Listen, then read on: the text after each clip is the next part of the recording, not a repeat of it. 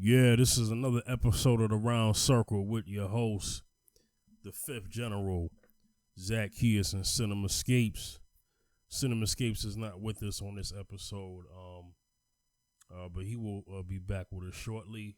He's taking a family bereavement time. Yeah. And Zacchaeus, any words you want to say on that? Yeah, I was there giving the condolences to him. I was there personally in Delaware at cinema. His mom condolences to his mom and his the passing. She was a great woman of God, man. And I just when I was driving up there, I was just remembering when my mom passed, 5 years ago already. So I just wanted to reflect on all our mothers, to love and respect. I want to tell the audience to love and really embrace your mothers and fathers when they're here. And Cinema's mother was a mother that every time you went around her, she always blessed you.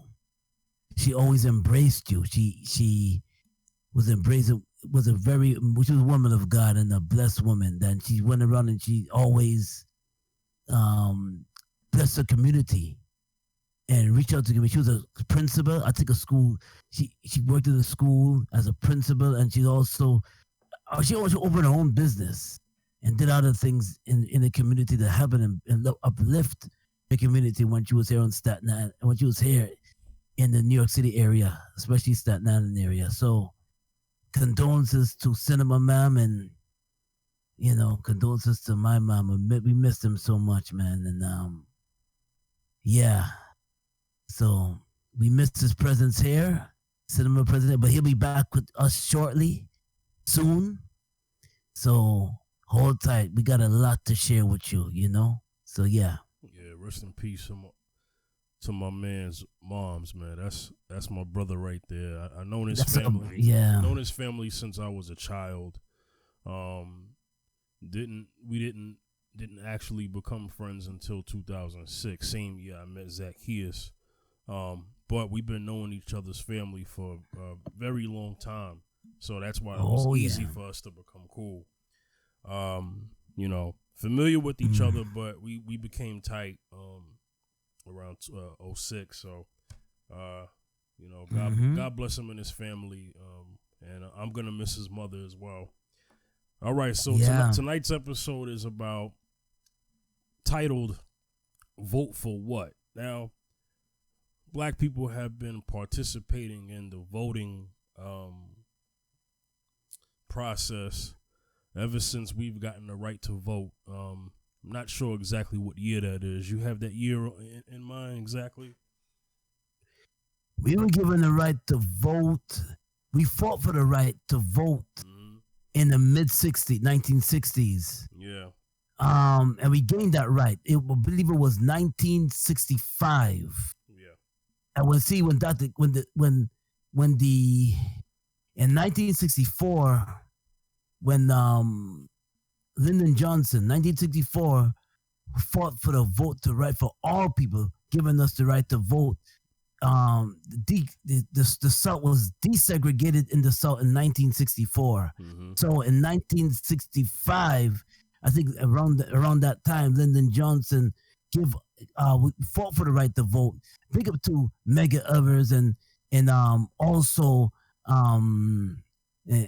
Fannie Lou Hamer, who was ambassadors big advocate of voting, and also Dr. King as well, big advocate of fighting for the rights for us to vote, and pushing that envelope for us to vote, because before that time we were not given a lot of us took in beatings around that time. A lot of us did demonstrations where we gotten dogs sicked on us, holes, all that stuff, just for us to be, just for human rights, and for us to giving us the right to vote, and also big up to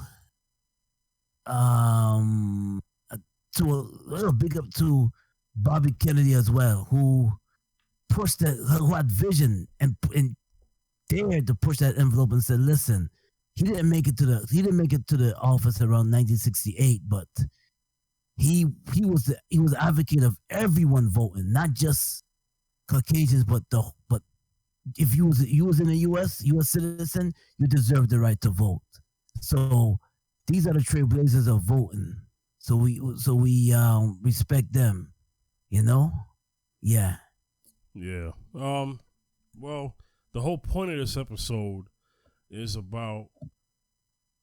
So yeah, this episode is about, you know, what has voting done for Black people specifically, as far as getting candidates that actually represent the Black agenda. Just like anytime a candidate wants to get elected, he has to address the agendas of everybody. He has to convince the agendas of everybody in order to get their vote, and has to hear them clearly to get he or she has to hear them clearly in order to win their vote. You know, your vote is earned.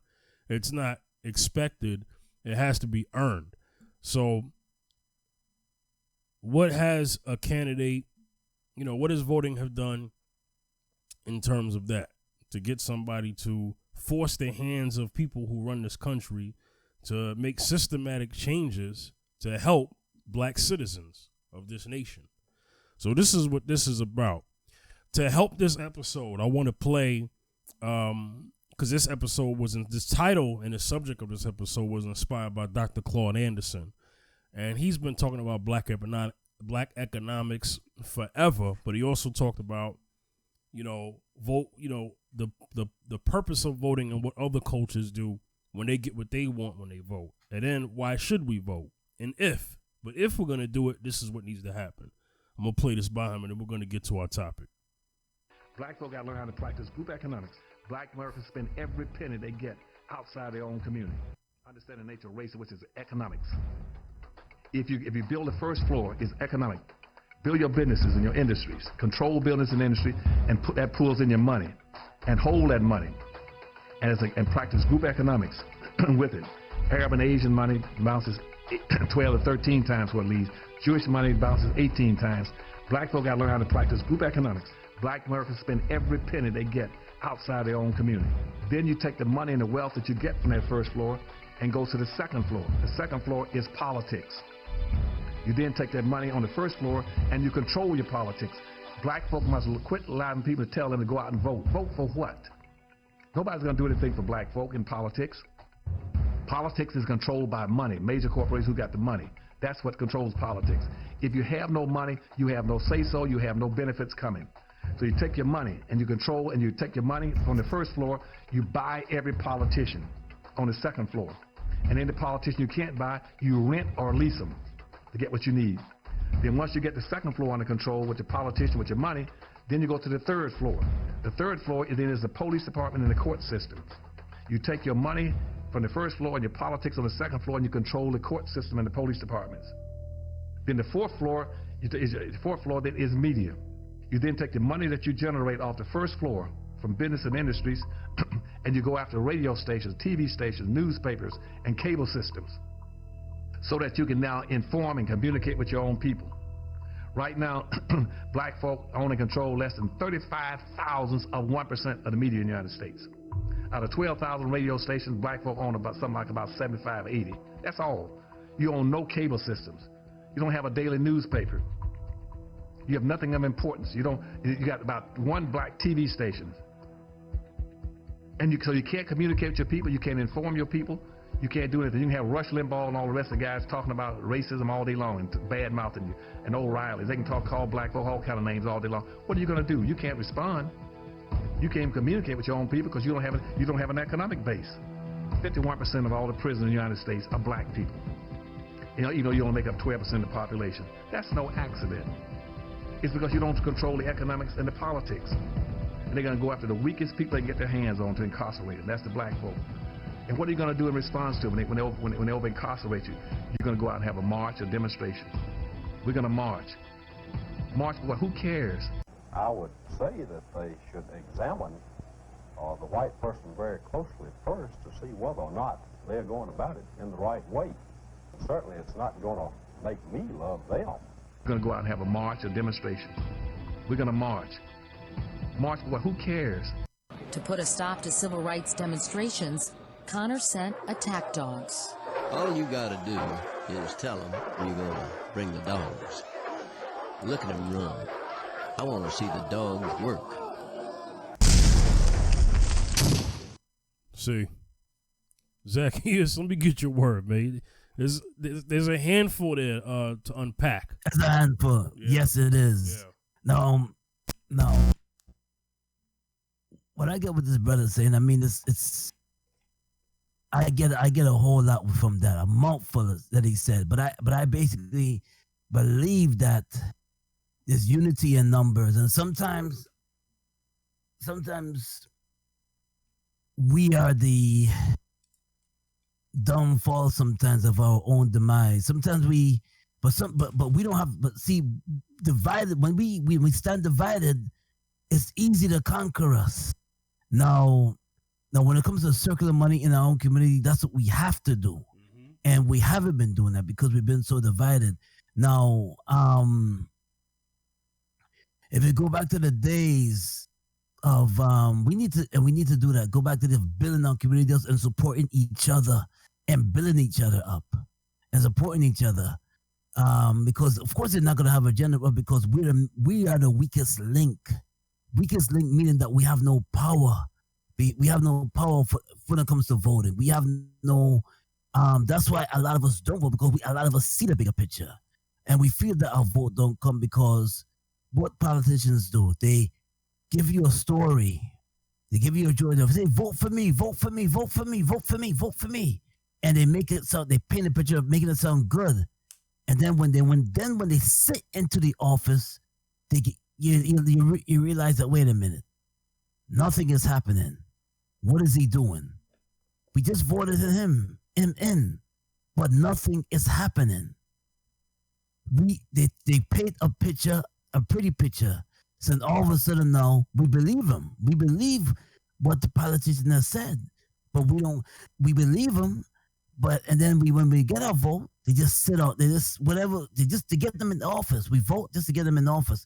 A lot of our folks fall for it. We say, listen, I'm gonna go ahead and vote. I'm gonna vote because we gotta exercise the right, because a lot of our people in the past and ancestors, our brothers and sisters at 50s and 60s fought for us, for the right to us for vote. So let's exercise the right for us. So they play with our minds with that. But today, when you vote, what do you get? Is it the same thing over and over again? Nothing changes. We still have police brutality. We still get the end of the stick. We still face a lot of discriminatories within the justice system. Justice system, even you vote, oh yes, I'm like, yeah, I'll change it. The politician will paint a pretty picture and say, well, I will change the justice system, but it's the same old story, same old song, and it's like you're sitting there and you're listening to the same old story, same old song, same old song, you know what I'm saying? Like the 60s song, who was it? Who was that? The Four Tops, you know what I'm saying? Mm-hmm. So what is the refreshing in our community? Yes, we have to build up our own community, but we also have to hold these politicians accountable. If we're gonna vote for you, let's lay out a blueprint. What exactly you're gonna do for us? Because you paint a pretty picture. Yeah, vote for me, vote for me. There's one person. I'm not gonna say a name. Run to the county and say, if you don't vote for me, you're not black. Nah, say his name. Say his name, cause I'm gonna. Joe Biden. Vote for me. Man. Yeah, vote for me. If you don't vote for me, you're not black. That's what he said. He got a little chat with Charlemagne the God. And he said, vote for me or you're not black. Yeah. He said, if you got to decide between voting for me or Donald Trump, then you ain't black. Yeah. Well, that's his way of basically saying, well, you have no choice but to vote for me. I don't like that. I don't like that attitude. That's that entitlement. Yeah. Yeah. In other words, we were given no choice but to vote for him. Like, we have no choice. He's our only voice. Like, okay. You vote for a Democrat, the Democratic Party. You vote for Democrat. A lot of us do vote for Democrat because that's all we know. We want to exercise your right to vote. And what do you get when you vote for the Democratic government? You get the same old sob story, the same old song. I mean, and we voted. You know, most of us voted when Obama was in. We voted, but because he was a puppet, he didn't fit our agenda. It was more for other people's rights, like the LGBT community, also, and other rights was more focused on. But for our rights and our community, nah. That's why we have to hold, when you vote, you got to hold these politicians accountable and say, listen, we vote for you. What exactly is the blueprint? What exactly are you going to do for us? Because if you don't, it'll be the same old song. So this brother said a lot in this video that we watched.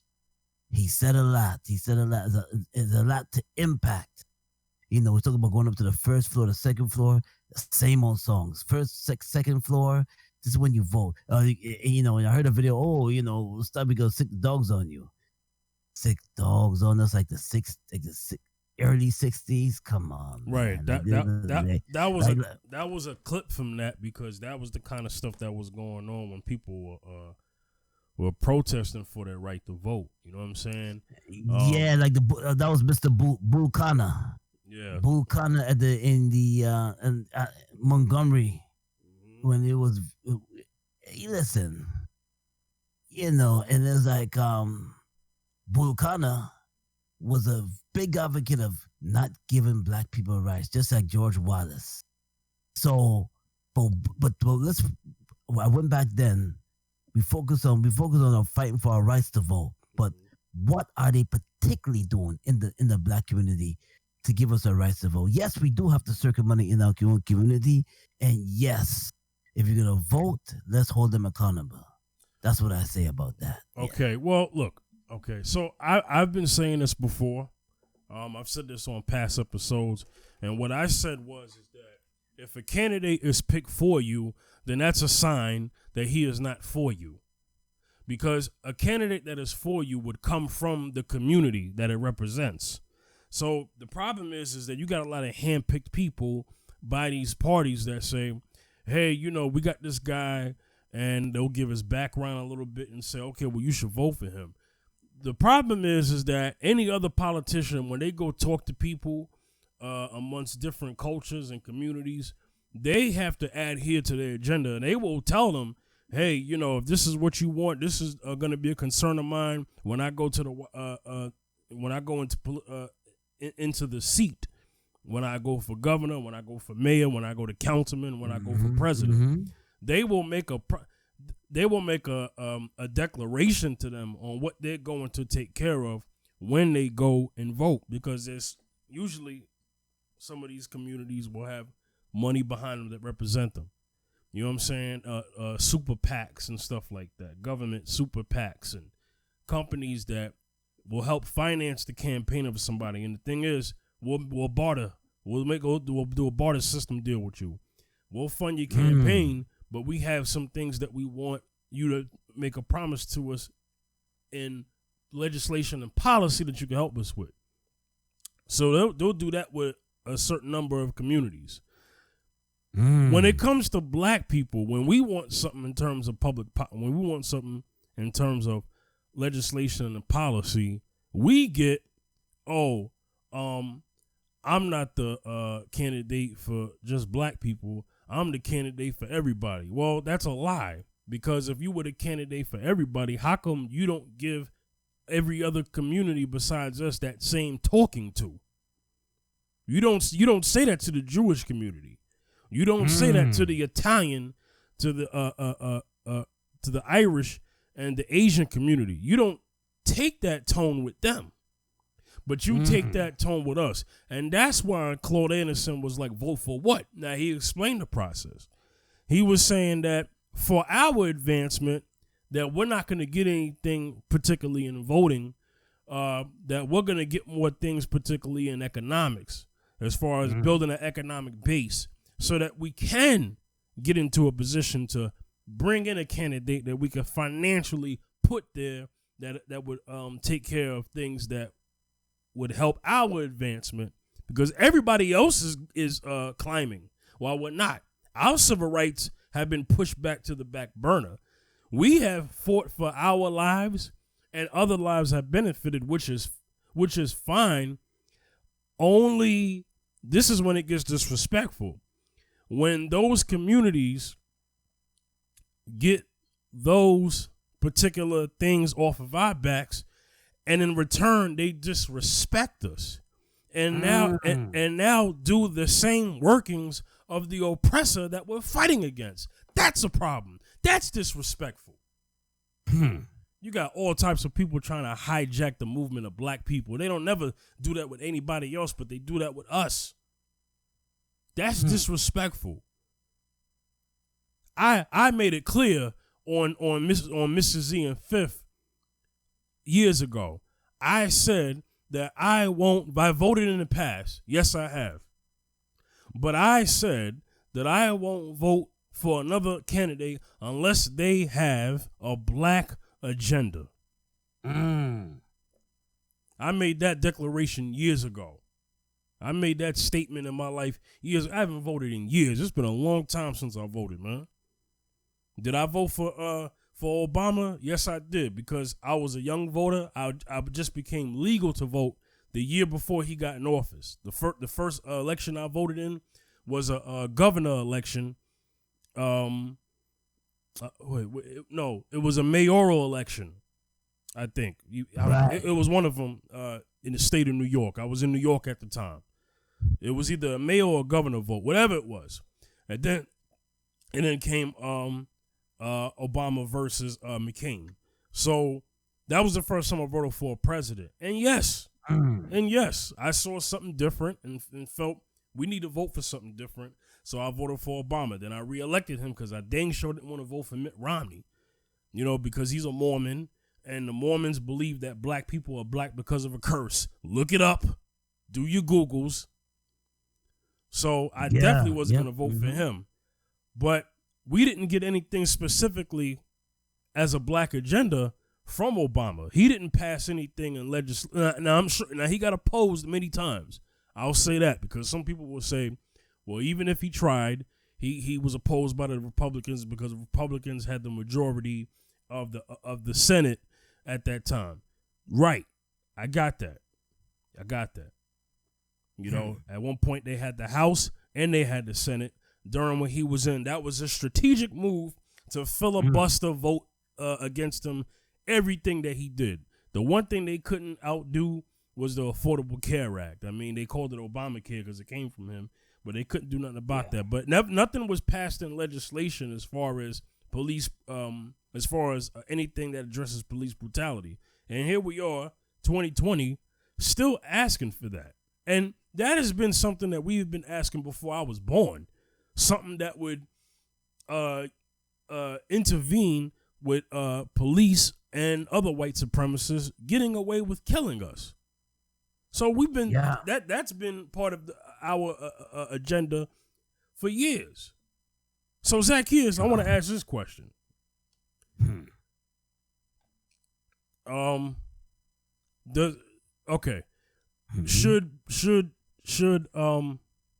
Should we start to vote third party just to disrupt the elections going forward, so that we can show the Democrats and the Republicans that we're not going to tolerate this two-party system anymore, and we will vote the latter as opposed to voting for two of them?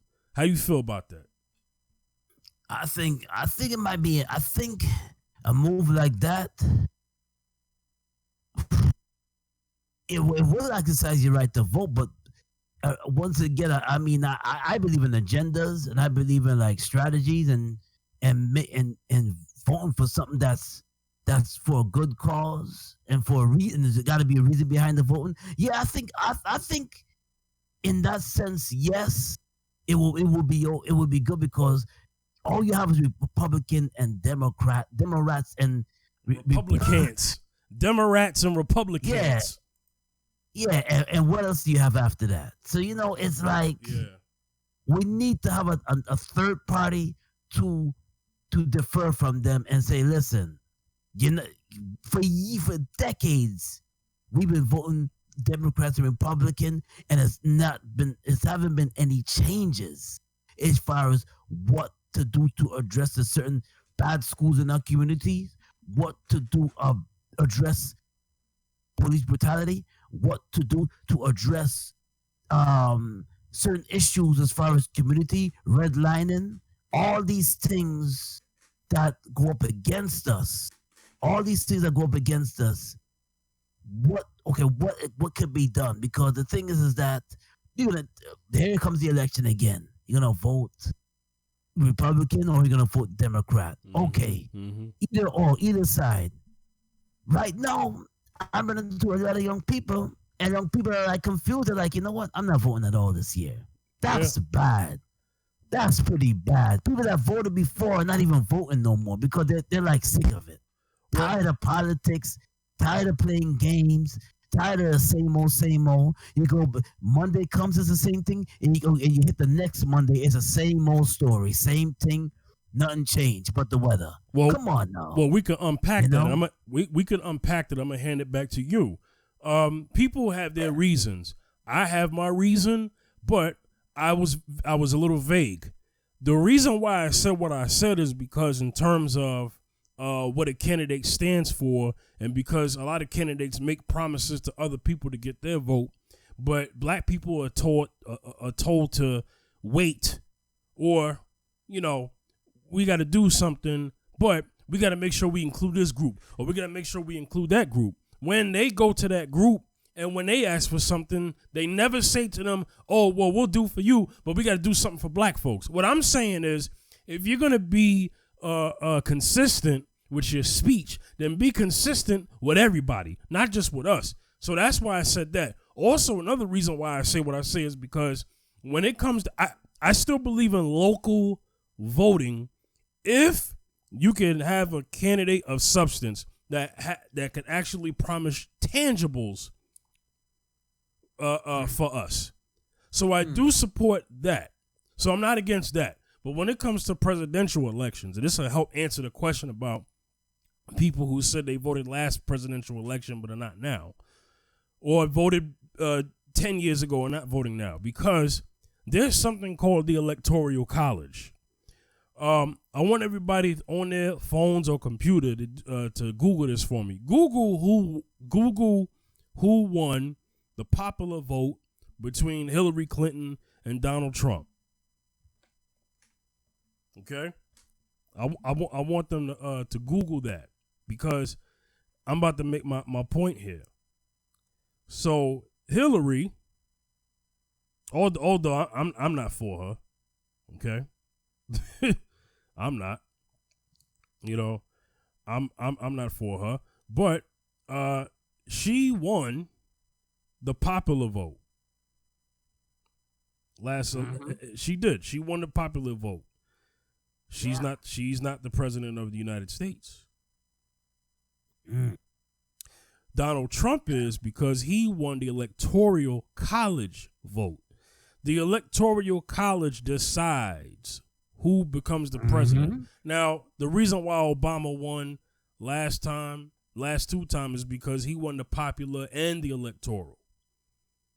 There was too many states that he had won in the first election. The landslide was so evident. So to have the Electoral College still elect John McCain, it wouldn't have made any sense. Okay?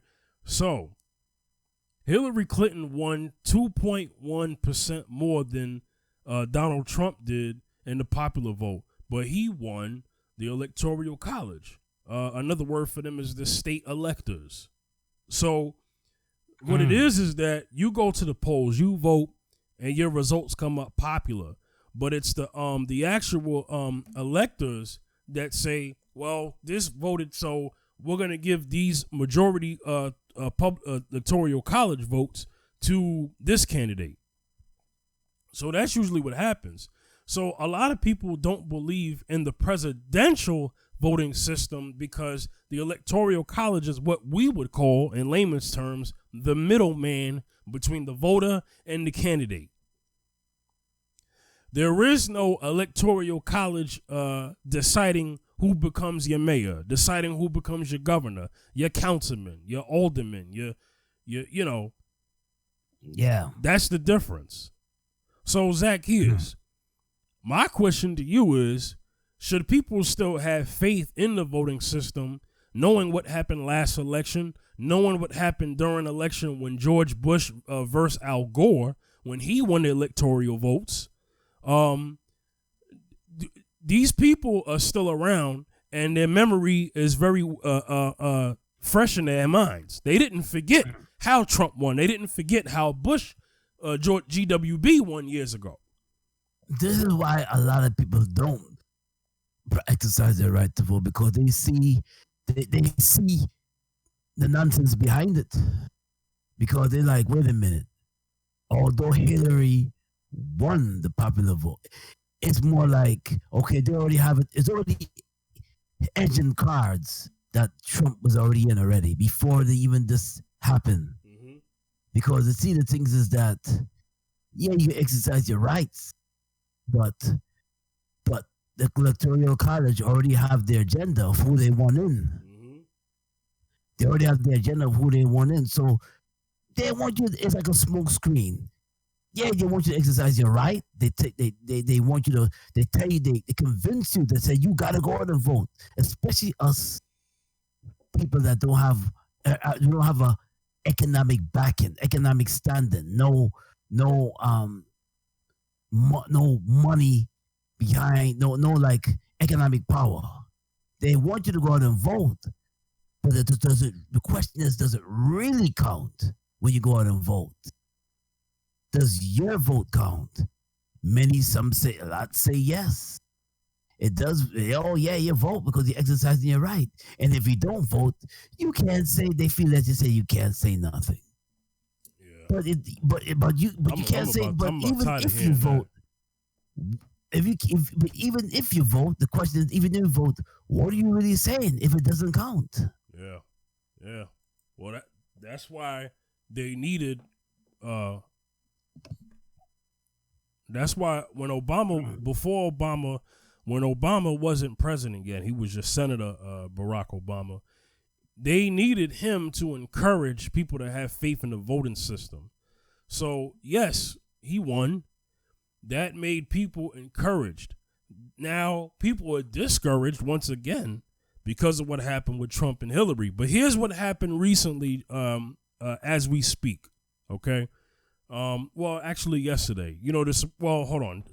This is July 7th we're recording, so by the time it uploads, it'll be days old news. But, the Supreme Court ruled that states can require electoral college voters to back the victor of the state's popular vote. The Supreme Court ruled unanimously Monday. This is according to CNBC News. The reason for this, 2 cases were brought by the electoral college voters in Washington State and Colorado who refused to back Democrat Hillary Clinton back in 2016, despite her wins in the popular vote. Like most states, Washington and Colorado have laws that require electors to vote for their pledged candidate. The electors argued that the enforcement of those laws was unconstitutional. Well, I guess they're basing that off this. Once upon a time, Pennsylvania, in the colonial days, I might have my years wrong, but I don't care, what the heck. Once upon a time, Pennsylvania had the most people. Okay? Had the most people. So Pennsylvania could decide every election. So this is why the electoral college was invented. But that was a long time ago. Yeah. long time ago. And secondly, let me just say something about this nation. This is a nation of thieves, murderers, and rapists, racists who came to this land, did what they did, killing, raping, pillaging. All they raped men, women, and kids. Let's not forget they raped kids too. Okay. Yeah. Children were raped. Okay. And then did slavery and had slave ships come over, and then there was even more murdering, pillaging, killing, and raping. So then they do all of these things, make laws, and then when they make laws, the people who do the crime leading up to that point are not held accountable for what they do. So I don't feel sorry for this nation to now feel some type of outrage when the electoral college idea gets disbanded. That's some bullcrap. I don't care anymore.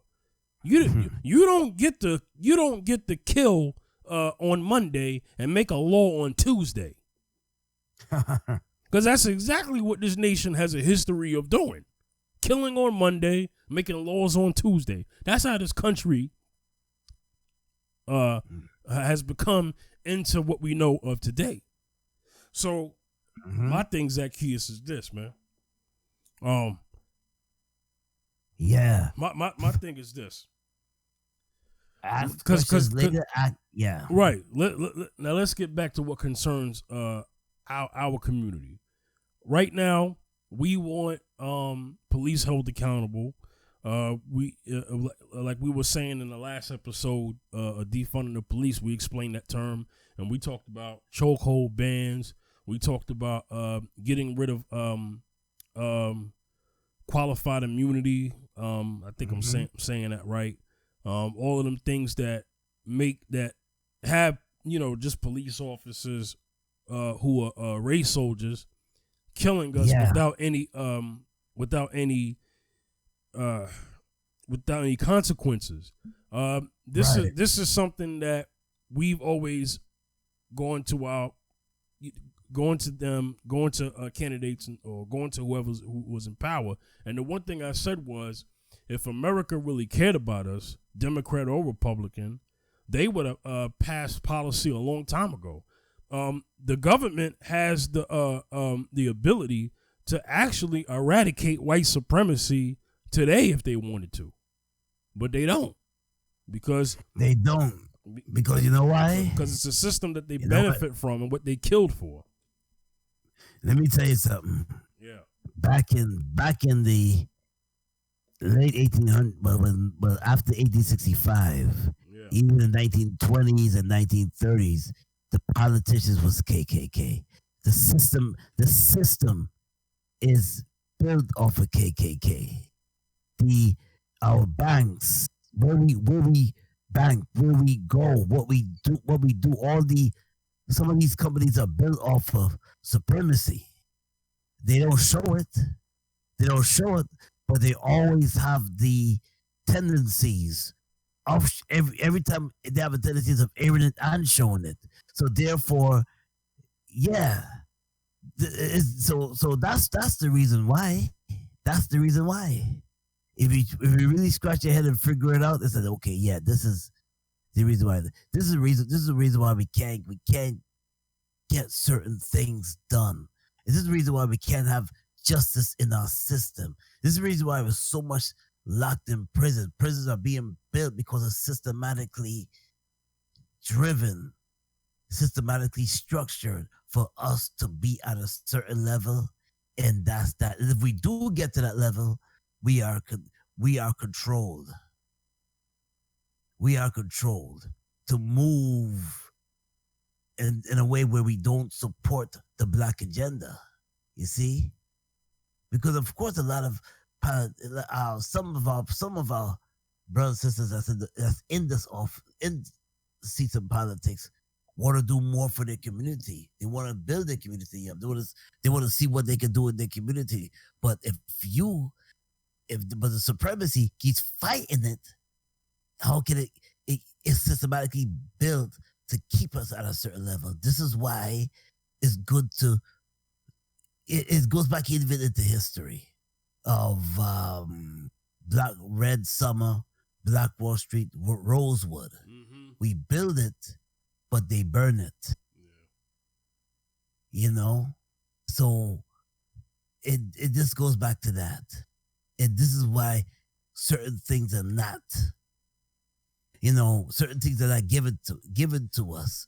Certain things we fight for it and we build it, but it's like, okay, we cannot achieve certain things because there's a primacy is there to keep us oppressed, or to keep us in a way where if we do sit in the office, we are not to touch that topic, or we are to ignore the subject of building our own community up and build for us to have a better education, for us to have better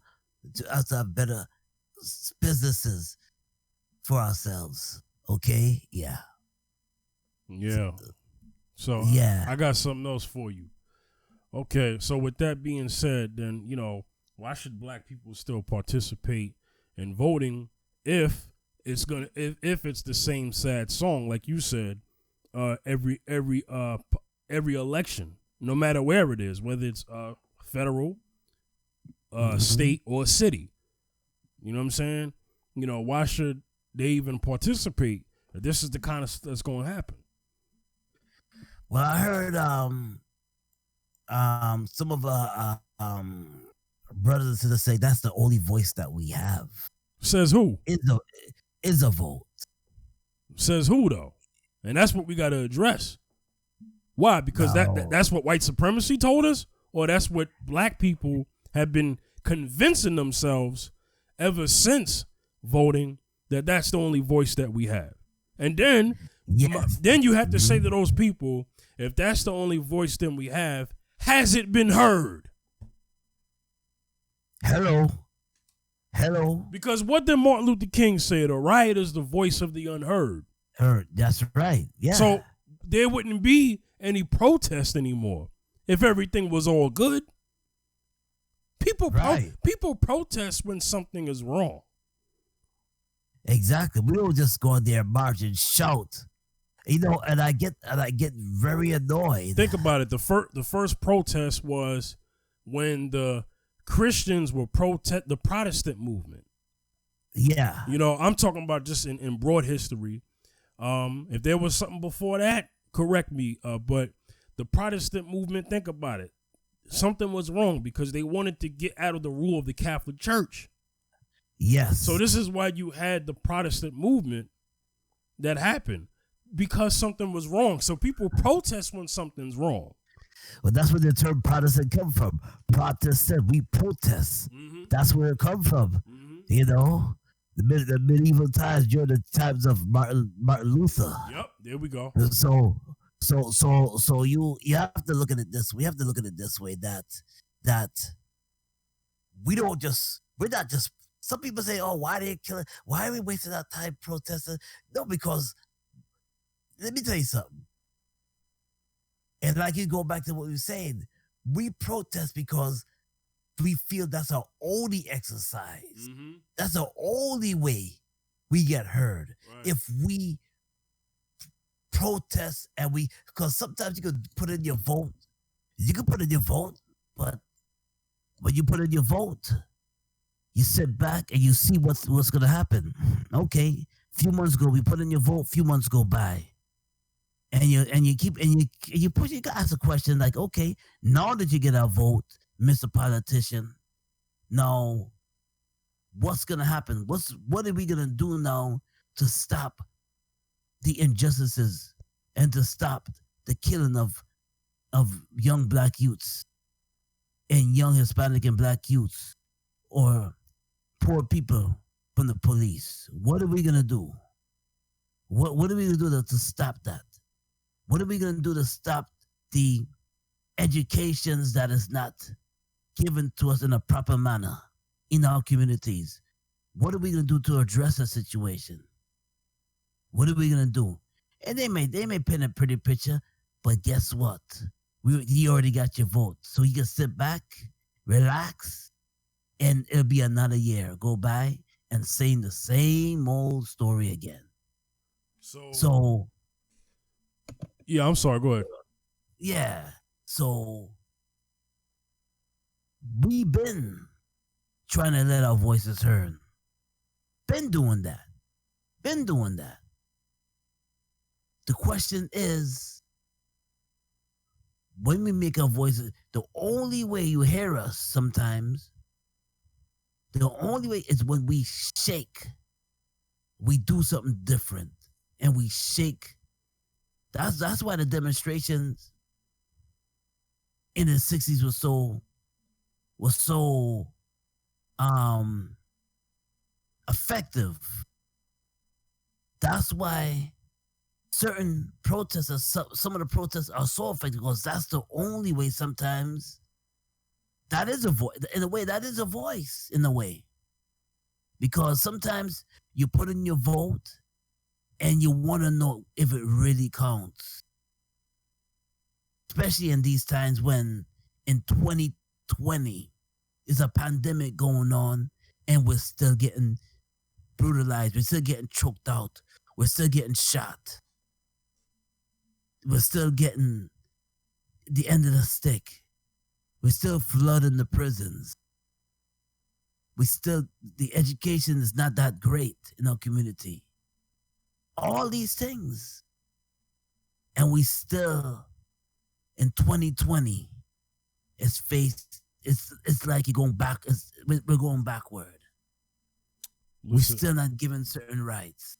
Listen, my advice to black people and other people who come from communities where you feel that, I'm not in your shoes, but if you feel that your voice is not being heard, then when you go to vote for a candidate, you have to have them promise you something, you know what I'm saying, in terms of policy. And if they can't promise you that, then they don't get your vote. Simple as that. And I need black people to understand that. Listen, this is not some routine thing. But when candidates pander to us, it's very disrespectful too. Other than that, I'm not for you, I'm for everybody thing that they only tell black people. Other than that, I notice a lot of candidates when they talk to our people, they'll get on stage, they'll get up there and start dancing and stuff like that and talking about, my favorite artist is Cardi B and I love Marvin Gaye. Like that's not gonna, okay, that don't mean nothing. Let's talk about what you're gonna do. You know what I'm saying? There's always some type of game when it comes to getting our support. You want to get up there and dance and talk about how you like Beyonce and stuff like that. Nah. We're not going for that. You come out to when you got a campaign, when you do one of your rallies, right, and you go to somewhere in freaking North Dakota somewhere to speak to some small town, but then when you come to Charlotte, North Carolina,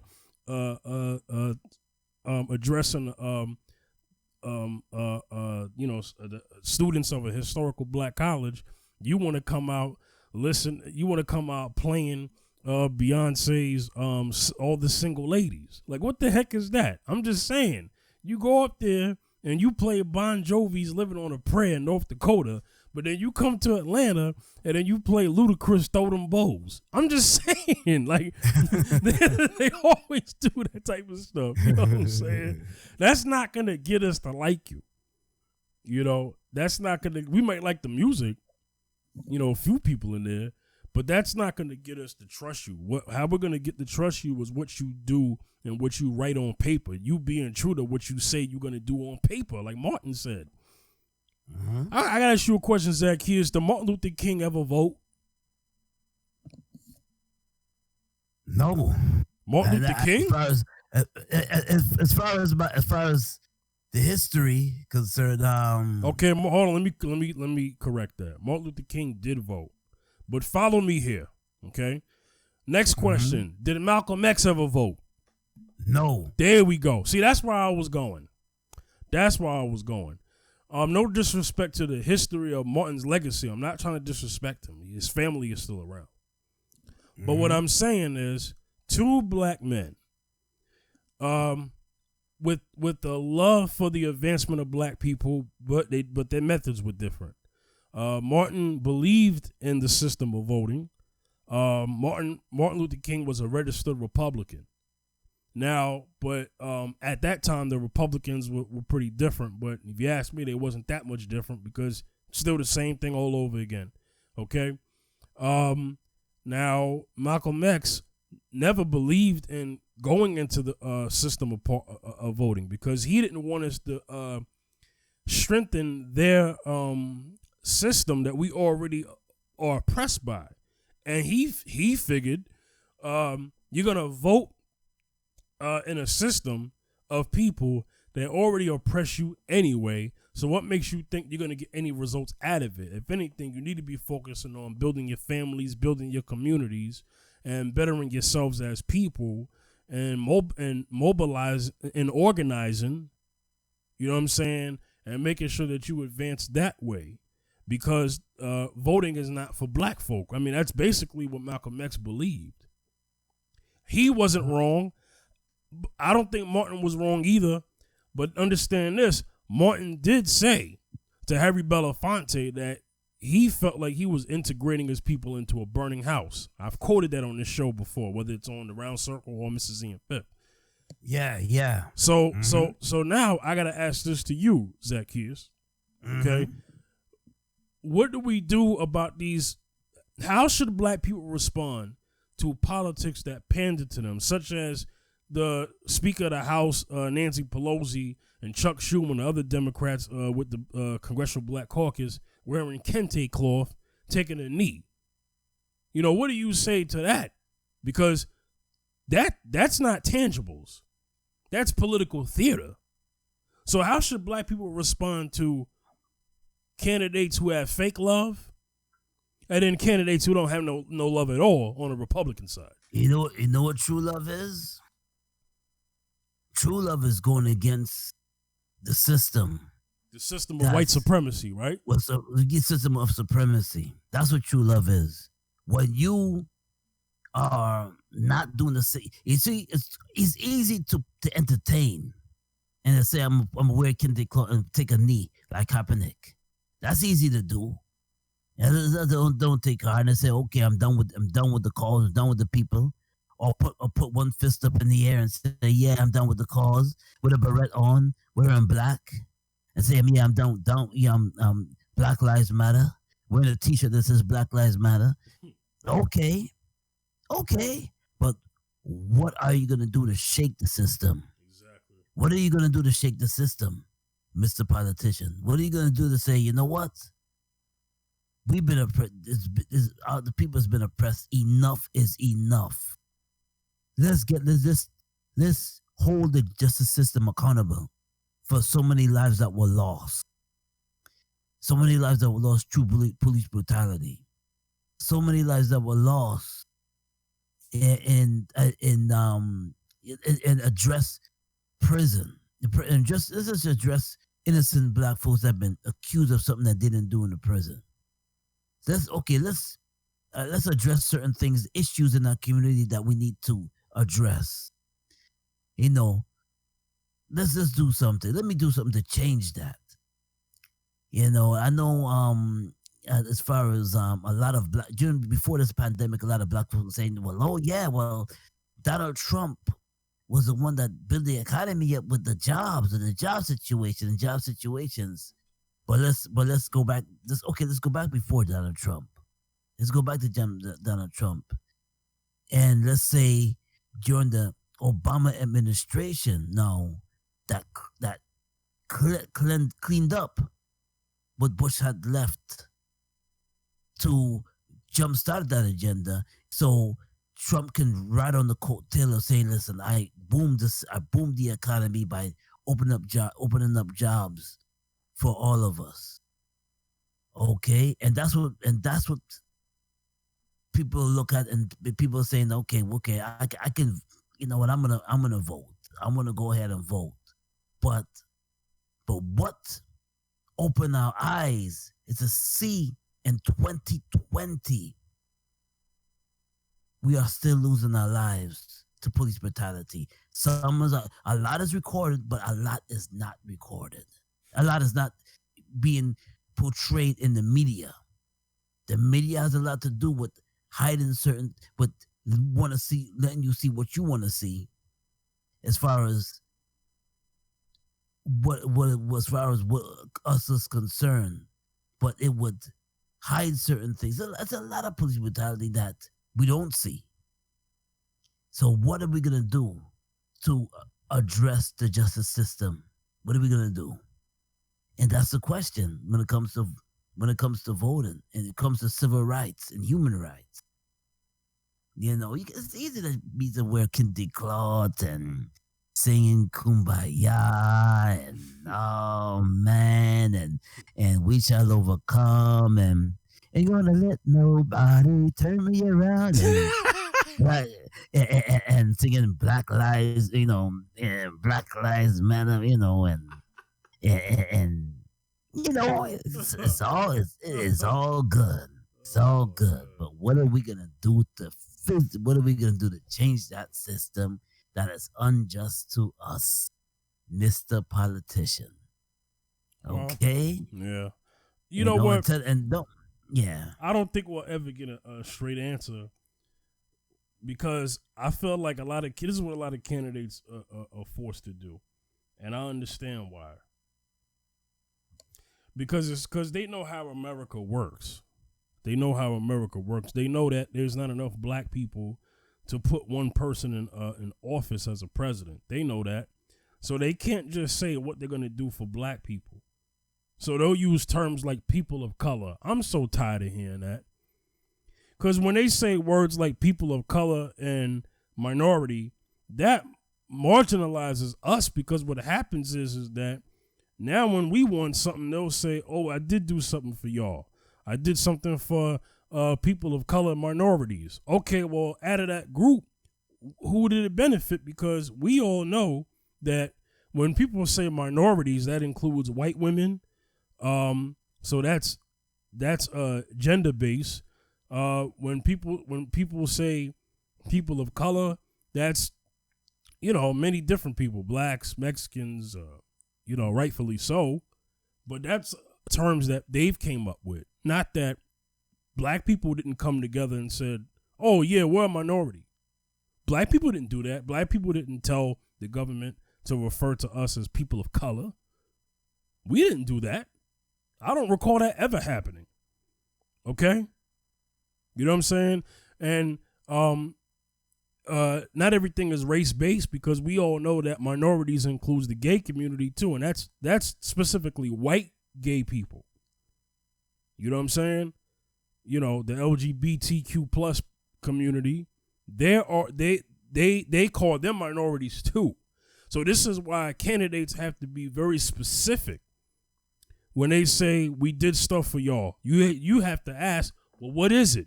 Then when you quiz them and say what is it, and they tell you, you have to say, okay, well, how did it benefit black people specifically? Show me the numbers. Show me the data.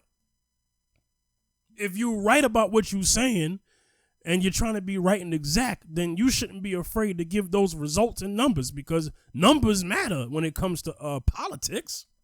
Politics is all about numbers. Well, other than it just being about money, but it's a numbers game. You know what I'm saying?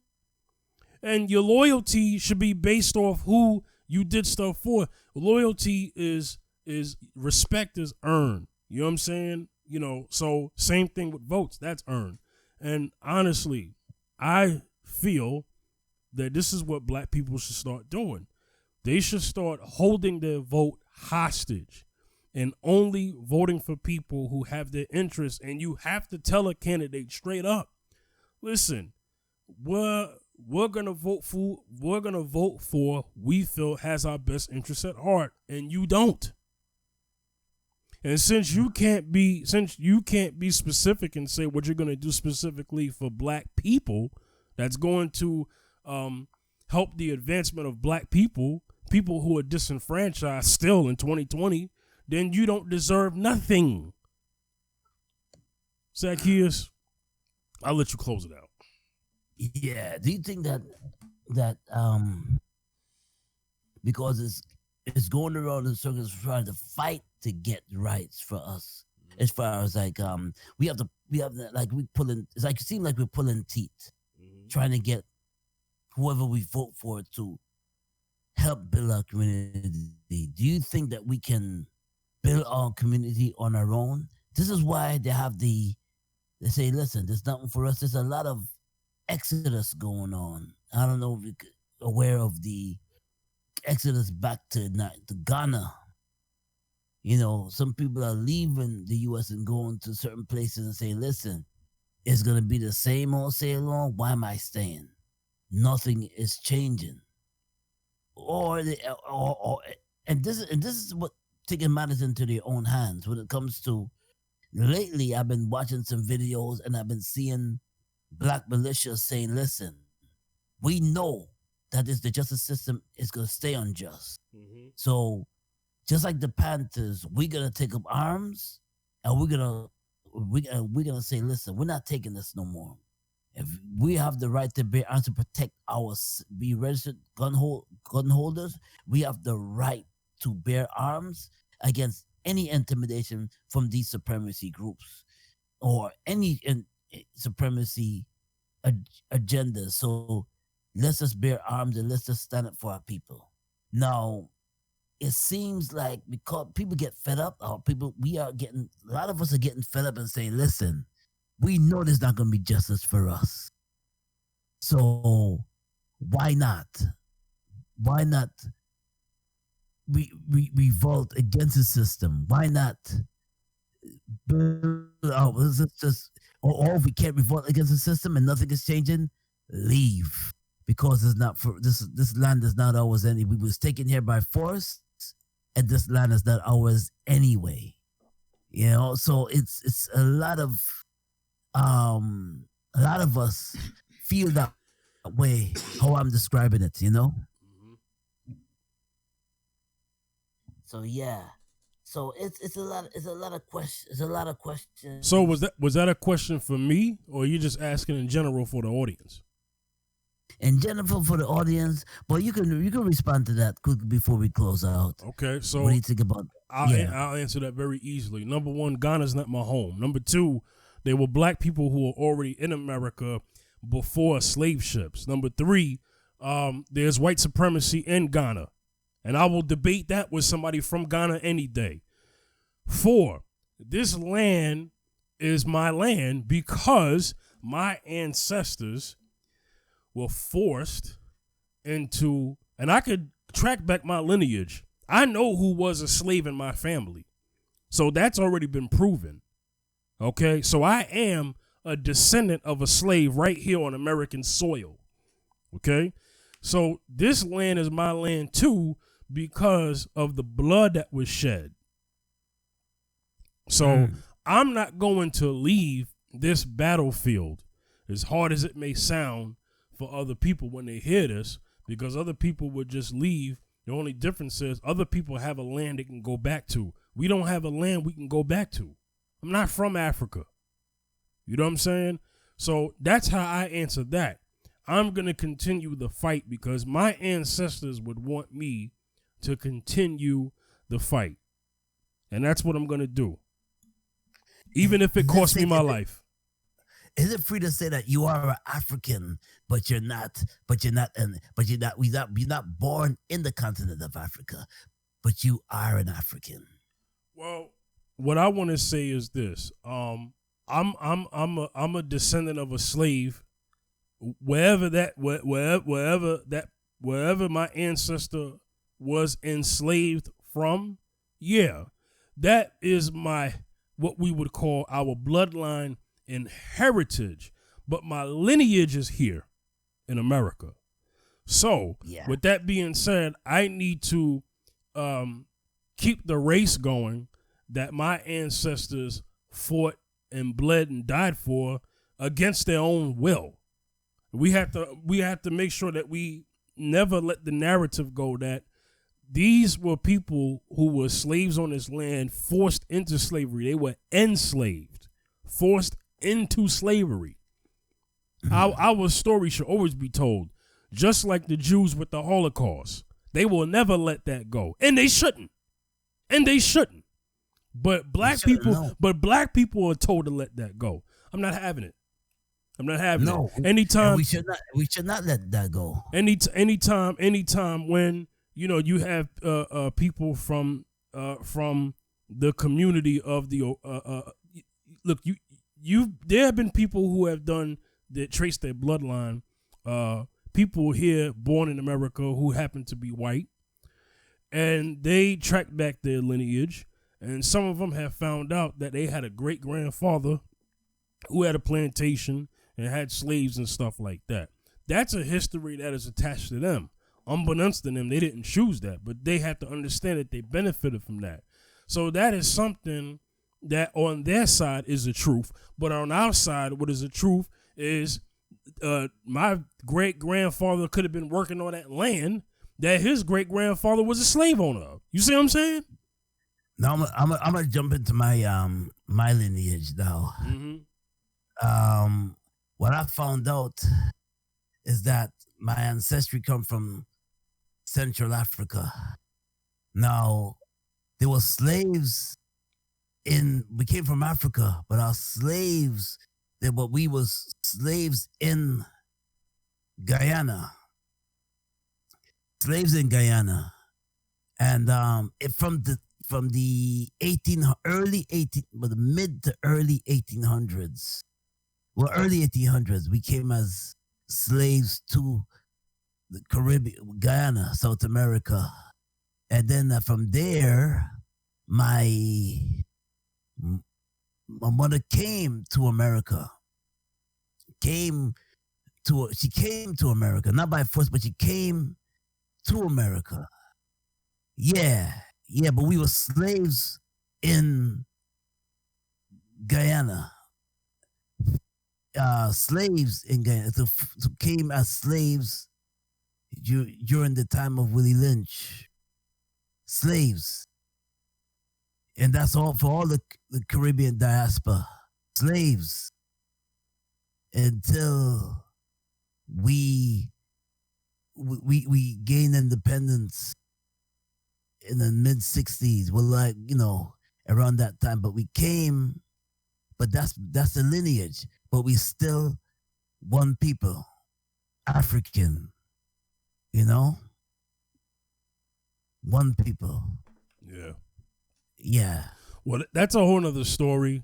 But because we can get into who was in captivity in Africa before we came here, because there were people in Africa who were in captivity, but it wasn't chattel slavery; it was servanthood.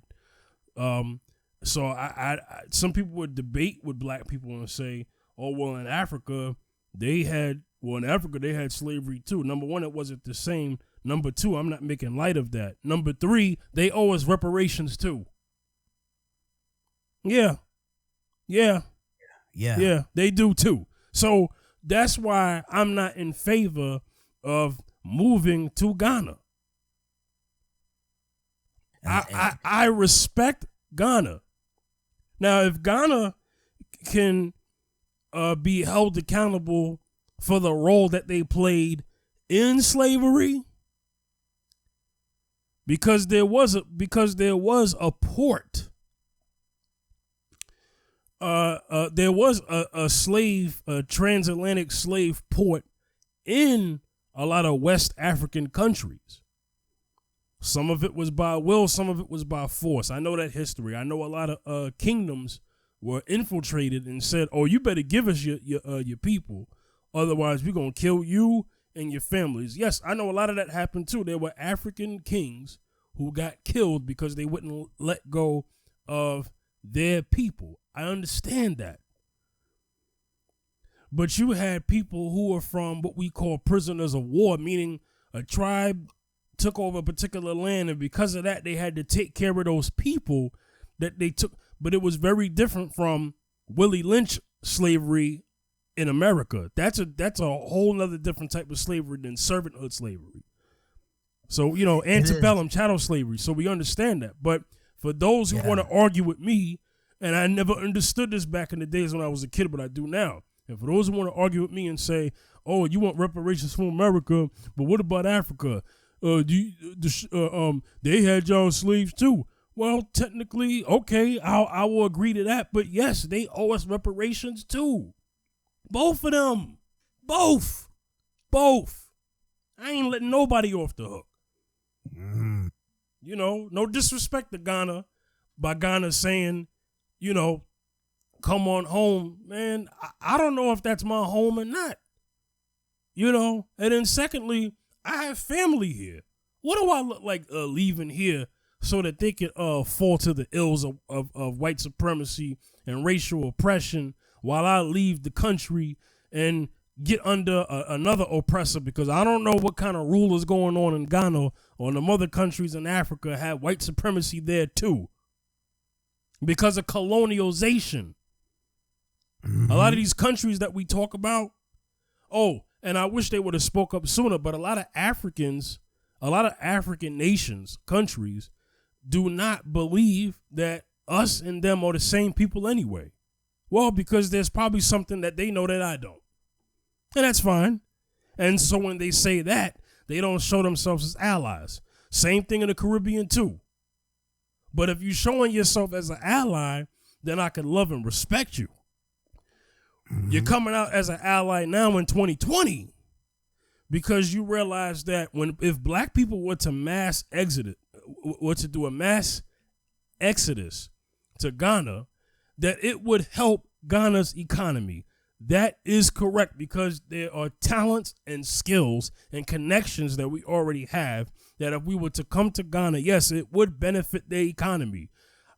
What I would want Ghana to do, if Ghana is really serious about us coming back home, I want Ghana to grant every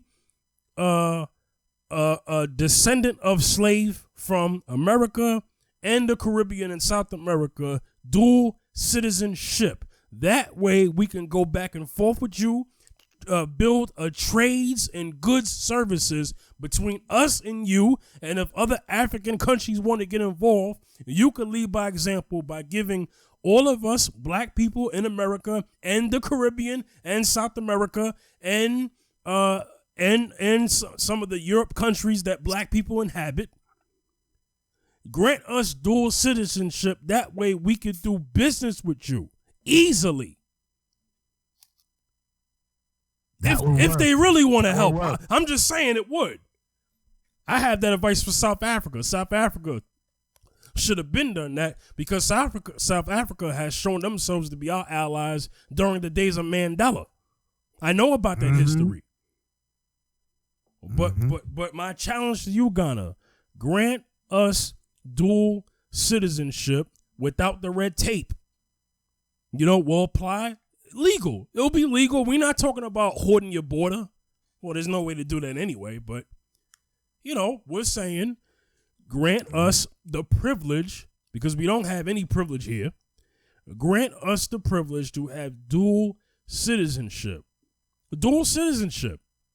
We can fly in and out anytime we want. We could get land, businesses, and properties, employ our people and the people of Ghana. We could work together. We could heal the relationship between the African and the African American and the Caribbean American. We can do that. Yes. Yes, we can. All right. Yes, we can. I know we kind of went extended, but you know, I had to respond to that. So, you know. But any last words before we get on out of here? Yes. People, I just thank you for listening to our show, for tuning in, and listen to us coming to the next week. You know, hopefully Cinema will be here with us to join us, and we thank you for tuning in. Yeah. All right, Zacchaeus, give me your social media. Where can they reach you? You can meet me on Wayne Zacchaeus Bacchus on Facebook, also on Twitter, Wayne Bacchus 2, at Wayne Bacchus 2 on Twitter, also on Instagram, Zacchaeus B73. God bless. All right, you can reach me at the Fifth General, Twitter, Instagram, and Facebook. All right, so it was another episode of The Round Circle with your host, the 5th General, Zacchaeus and Cinema Escapes. We're going to get on out of here. See you next time, next episode. Peace. Peace, y'all.